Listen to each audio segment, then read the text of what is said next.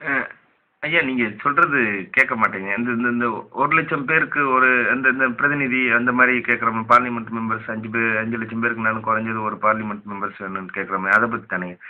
அதாவதுங்கய்யா, உங்களுக்கு சிம்பிளா சொல்லணும்னாய்யா,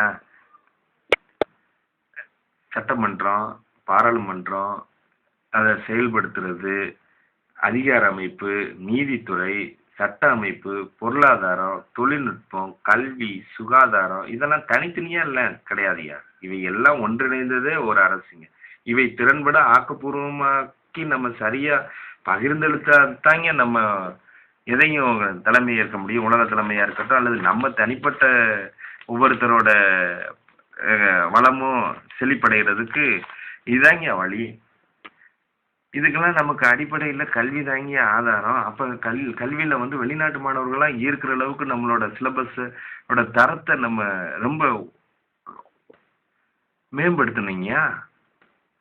அதே மாரி கழிவுகள் பத்தி நம்ம ஏற்கனவே பேசினோம். ஆனா இயற்கை கழிவுகள வந்து இயற்கை கழிவுகள வந்து உற்பத்தி செய்யும் தொழில்களுக்கு பயன்படுத்தினாங்கய்யா. உற்பத்தி இப்ப இயற்கை கழிவுகள உற்பத்தி சில உற்பத்தி நிறுவனங்கள் இயற்கை கழிவுகள கூட உற்பத்தி செய்யும். அதெல்லாம் நமக்கு வளம்யா.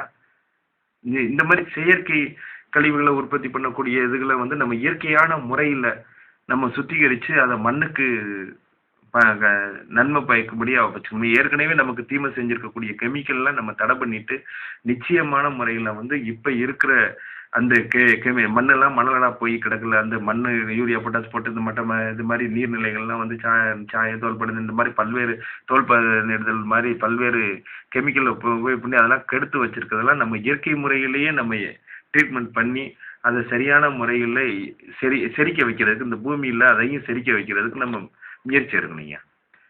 அதே மாதிரி மனிதர்களை பொறுத்த மட்டும் நம்ம திண்ணை எங்கும் பள்ளி வீடெங்கும் தொழில் வீடெங்கும் கலைகள் ஆயக்கலைகள்லாம் வீடுல ஆயக்கலைகள் பூரா பயிலணுங்க. தெருவெங்கும் நமக்கு கேளிக்கை தாங்க முக்கியம். அதே மாதிரி அரசாங்கத்தோட சுகாதார சம்பந்தமா இருக்கக்கூடிய கடைநிலை ஊழியர்களுக்கு அதிக அளவு அதிகாரத்தை தந்தீங்க, நிதியும் அதிக அளவு தந்தீங்க. அவங்களோட பாதுகாப்புக்கு, உயிர் பாதுகாப்புக்கு, மற்ற பாதுகாப்புக்கு நம்ம வந்து உத்தரவாதம் செய்யணுங்க. அதே மாதிரி மாணவர்கள் பயில்ற இடத்துல இவங்க எஸ்சி மாணவர்கள், இவங்க பிசி மாணவர்கள் விடுதிகள்லாம் பிரிச்சு தான் வச்சிருக்கோம். அதெல்லாம் நம்ம மாற்றணும். தொழிலுக்கு கடன் உதவி கொடுத்தா நம்ம கொடுத்துக்கிட்டே தான் இருக்கணும். நிதி சம்பந்தமா அவங்கள யோசிக்க விடக்கூடாது. தொழிலை செய்ய சொல்லணும். தொழிலுவதற்கு நம்ம நிதியை வந்து பேங்க் வந்து தடை பண்ணிக்கிட்டு அதுக்கு திருப்பி கொடுத்தாட்டு நாங்கள் அடுத்தடுத்து அந்த மாதிரி இல்லாமல் நிதி சம்பந்தமா அவங்களை யோசிக்கணும். தொழிலுக்கு மட்டும் தொழிலுவது அப்படின்றது மட்டும்தான் அவங்களோட வேலை. தொழில் பண்றவங்களோட அவங்களுக்கு நிதியை பத்தி அவங்க எந்த கவலையும் படாத அளவுக்கு நம்ம பேங்க் நிர்வாகம் பார்த்துக்கிடும். நீங்க